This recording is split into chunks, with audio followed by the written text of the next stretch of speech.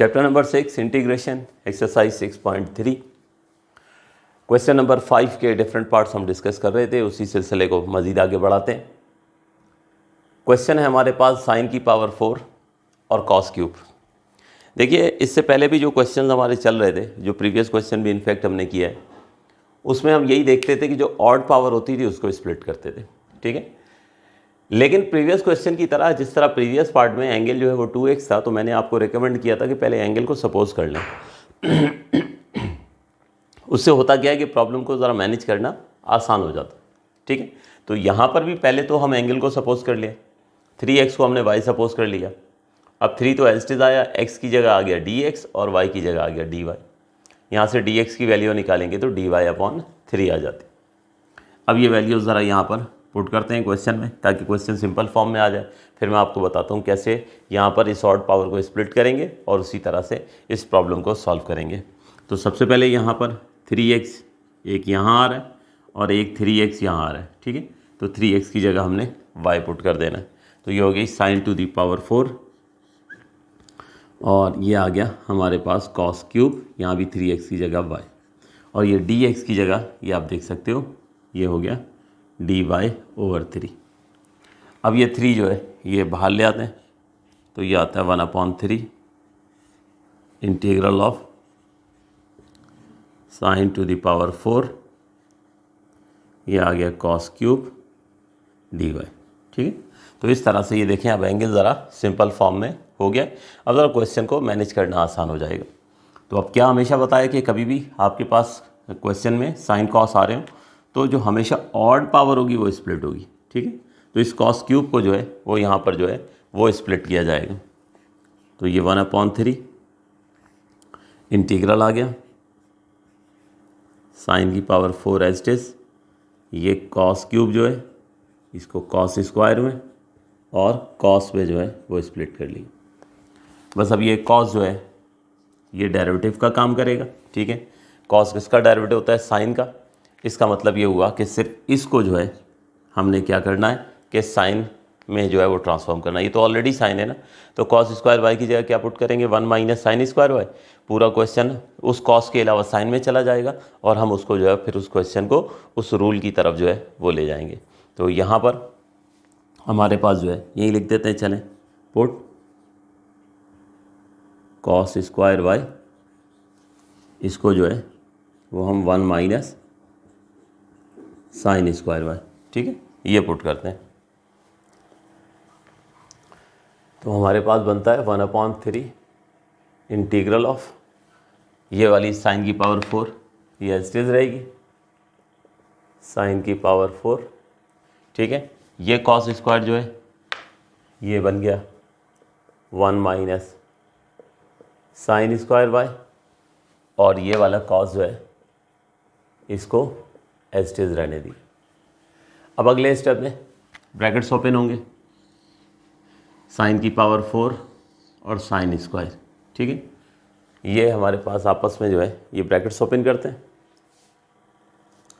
1/3 integral of sign की power 4 पहले 1 से मल्टीप्लाई हुआ, फिर साइन की पावर 4 साइन स्क्वायर से मल्टीप्लाई होगा, तो ये साइन की पावर 6 बन गई।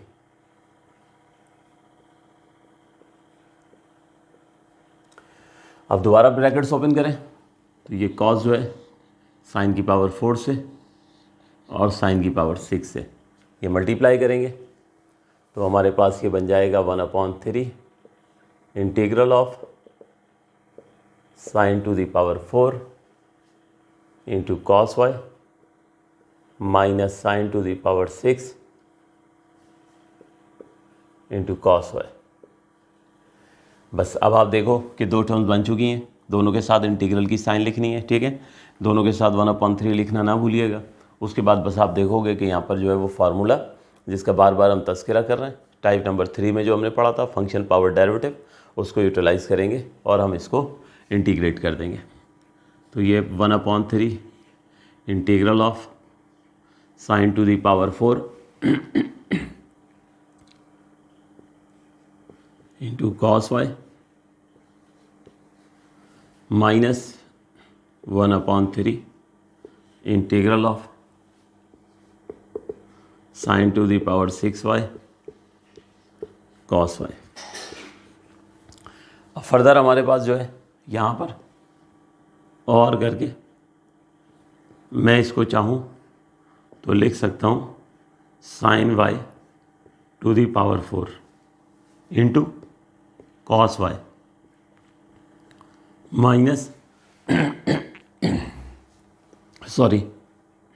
1/3 integral of sine y to the power 6 into cos y। बस अब आप देख सकते हो कि यहाँ पर जो है ये फार्मूला अप्लाई हो जाएगा। ये देख लीजिए कैसे कि ये हमारे पास जो है ये फंक्शन है, ठीक है, इसके ऊपर पावर मौजूद है और साथ जो है ये एग्जैक्टली साइन का डेरिवेटिव मौजूद है, यानी कोई प्लस माइनस एडजस्टमेंट की ज़रूरत नहीं है। एग्जैक्टली यहाँ भी आप देख सकते हो ये फंक्शन है, ठीक है, साइन वाई, इसके ऊपर पावर है 6 और साथ प्रोडक्ट में एग्जैक्टली डेरिवेटिव मौजूद है। तो जस्ट आप यहाँ पर जो है वो अप्लाई करेंगे, सामने जो है वो लिख दिया करें, बेहतर होता है वो फार्मूला जो भी हम जो है वो इस्तेमाल करेंगे, और सामने जगह ना हो तो फिर दरमियान में लिख दिया करें, जैसे मैंने अभी प्रीवियस क्वेश्चन में जो है वो लिखा था। ये फंक्शन है, ठीक है, और साथ प्रोडक्ट में डेरिवेटिव मौजूद हो तो किस तरीके से हम जो है इसको इंटीग्रेट करते हैं। तो ये फार्मूला सामने जो है लिखा हुआ है, बस अब यहाँ पर जो है वो अप्लाई करते हैं। तो ये हो जाएगा 1/3, ये बनेगा sine of y to the power 4 + 1 over 4 + 1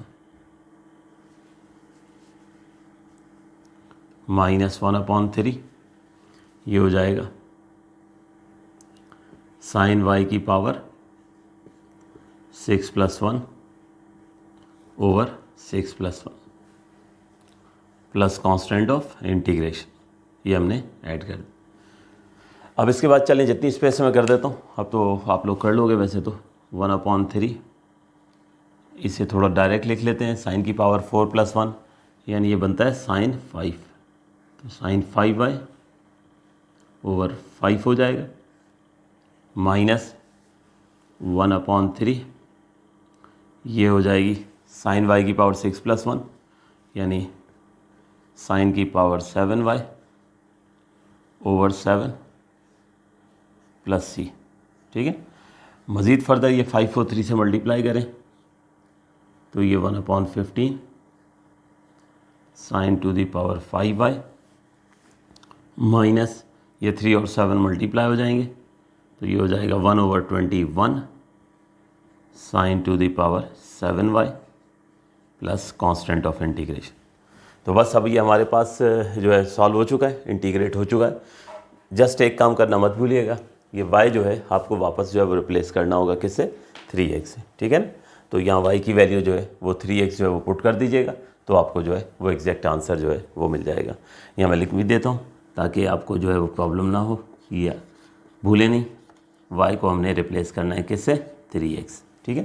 तो y को वापस 3x से रिप्लेस कर देंगे तो आपको एग्जैक्ट आंसर मिल जाएगा। नोट कीजिए।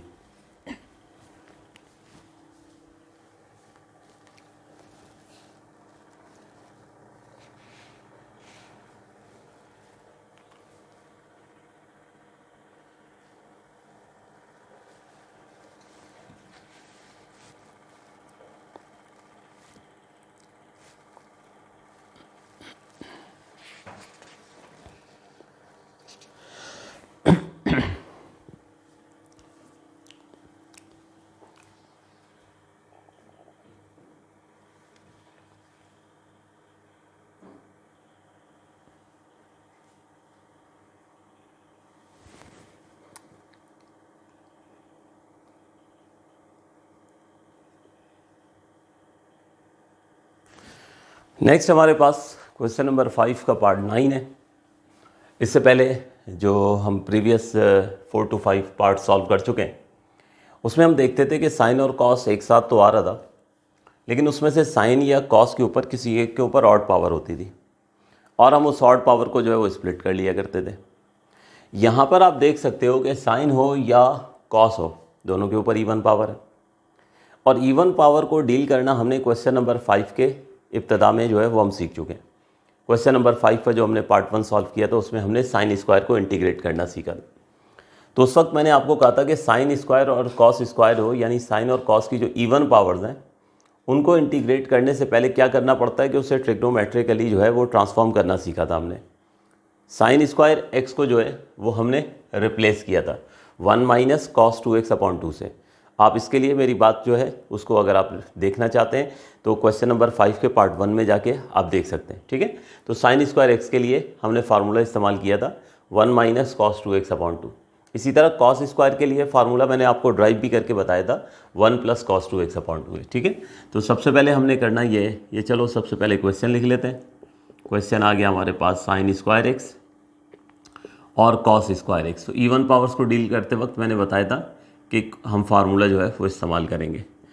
तो साइन स्क्वायर एक्स जो है उसकी जगह मुझे पुट कर देना है 1 माइनस कॉस 2x/2 आ जाएगा, और इसी तरह कॉस स्क्वायर एक्स की जगह जो है ये आ जाएगा 1 प्लस कॉस 2x/2, ठीक है। साइन और कॉस में ये प्लस और माइनस का फ़र्क होता है। तो हमारा इंटीग्रल जो है ये साइन स्क्वायर की जगह ये आ गया 1 माइनस कॉस 2x/2, और यहाँ पर कॉस स्क्वायर की जगह ये आ गया 1 प्लस कॉस 2x/2। ये इस तरह से साइन स्क्वायर और कॉस स्क्वायर दोनों को हमने रिप्लेस कर दिया। अब ये 2 और 2 जो है वो मल्टीप्लाई होगा, 4 हो जाएगा, और उसके बाद जो है इसको हम जो है वो बाहर शिफ्ट कर देंगे। तो चाहे एक ही स्टेप में कर लें या 1 बाय 1 करके कर लें। एक ही स्टेप में करते हैं, 2 2 ज़ा 4, और इसको हम बाहर शिफ्ट करते हैं। तो ये हमारे पास हो जाएगा integral of 1 minus cos 2x into 1 plus cos 2x। अब आप देख सकते हो कि यहाँ पे फार्मूला अप्लाई होगा a माइनस बी और a प्लस बी का। यहाँ पर ये आप देख लीजिए, ये देखिए a माइनस बी लिखा हुआ है और यहाँ पे a प्लस बी लिखा हुआ है। तो a minus b into a plus b, this will be equals to a square minus b square. तो 1/4 एज इट इज़, ये हो जाएगा हमारे पास a square minus b square.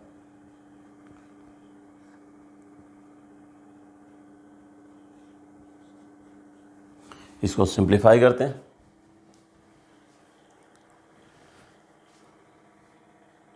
तो 1/4 integral of 1 minus cos square 2x।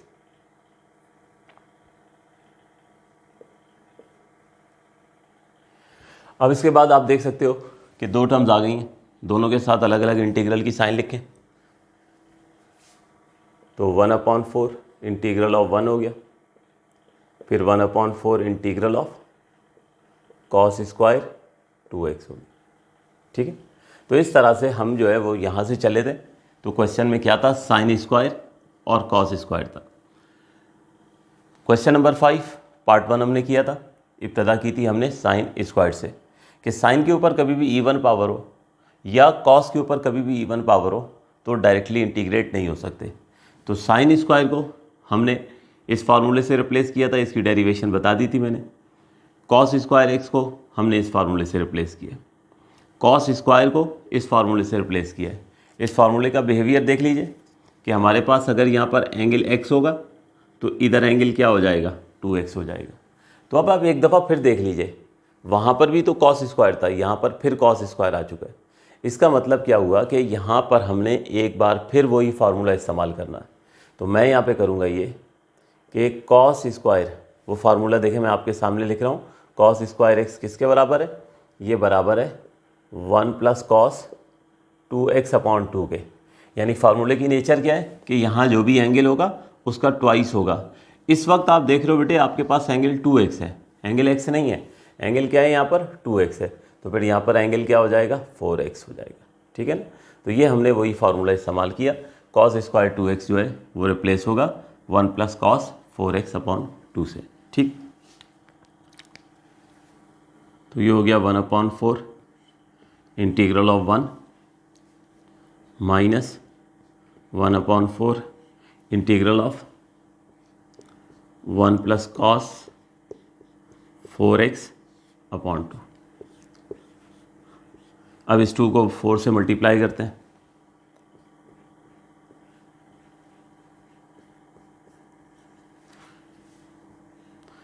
तो ये हो गया -1/8 इंटू 1 प्लस कॉस 4x। अब आप दोबारा देख लीजिए कि आपके क्वेश्चन में यहाँ पर इधर 2 टर्म्स आ चुकी हैं, दोनों के साथ अलग अलग इंटीग्रल की साइन लिखते हैं और फिर देन इंटीग्रेट कर देते हैं।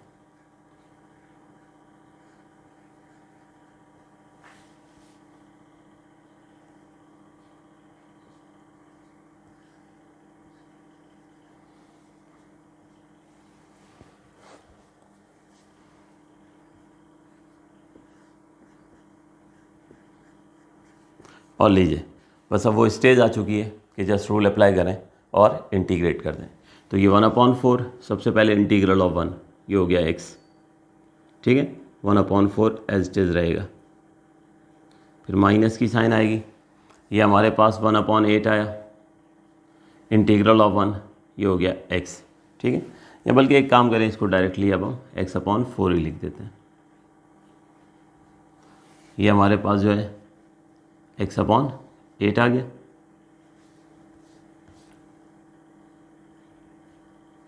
ठीक है। 1/8 एज इट इज़ आएगा, 1 का इंटीग्रल x हो गया। उसके बाद हमारे पास -1/8। अब आ जाइए cos 4x का इंटीग्रल। देखिए cos का डेरिवेटिव क्या पढ़ा था, डेरिवेटिव की बात कर रहा हूँ।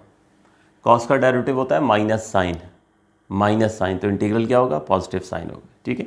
यानी cos 4x का इंटीग्रल हो जाएगा sin 4x।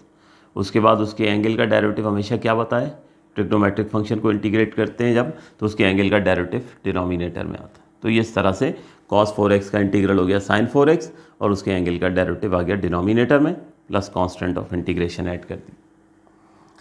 अब यहाँ पर ये x/4 और x/8 इसको ज़रा जो है वो सिंप्लीफाई कर लेते हैं या रफ में ही कर लेते हैं, ज़रूरत नहीं है शो करें। x/4 माइनस x/8 ये देख लीजिए, तो देखें 8 LCM आया, 4 2 ज़ा 8, 2 जाके x से मल्टीप्लाई हो गया, 8 1 ज़ा 8, 1 जाके x से मल्टीप्लाई, तो ये हो गया 2x माइनस x/8, यानी सिंपल x/8 हो गया, ठीक है।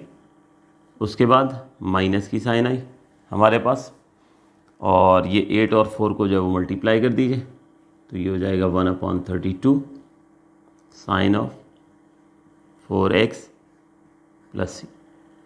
तो ये इस तरह से हमारे पास जो है ये प्रॉब्लम सॉल्व होगी। इंपॉर्टेंट क्वेश्चन है, आ चुका है एग्जाम्स में, नोट कीजिए बेटे।